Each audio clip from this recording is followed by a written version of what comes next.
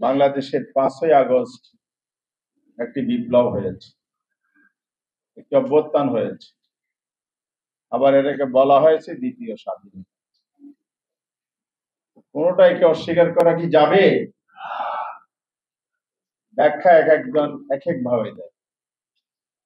যারা বলতে চায় না বিপ্লব, তারা প্রথম দিকে বিপ্লব বলেছেন, আবার সেখান থেকে সরে এসে নতুন ব্যাখ্যা দিয়েছে।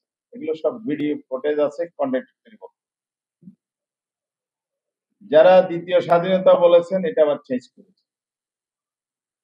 কারণ হচ্ছে এত বড় একটি অর্জনে সামনের সারিতে এসে ওনারা ভূমিকা রাখতে পারেন নাই বলে এখন নানা ব্যাখ্যা দিয়ে নিয়ে আনা হয়েছে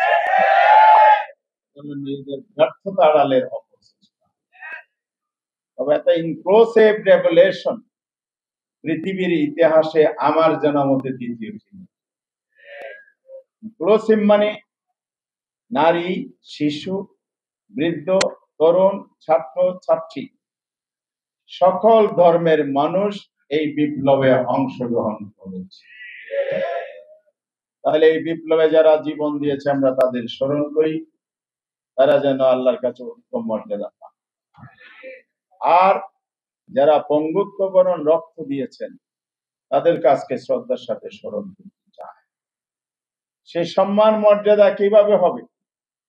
সেই সম্মান মর্যাদা দিতে হলে যে লক্ষ্যে একটি নতুন বাংলাদেশ গড়ার স্বপ্নে তারা জীবন দিয়েছে, রক্ত দিয়েছে, সেই বিপ্লবের সুফল যদি বাংলার ঘরে ঘরে পৌঁছে দেওয়া যায়, এছাড়া এই লক্ষ্য হাসিল হবে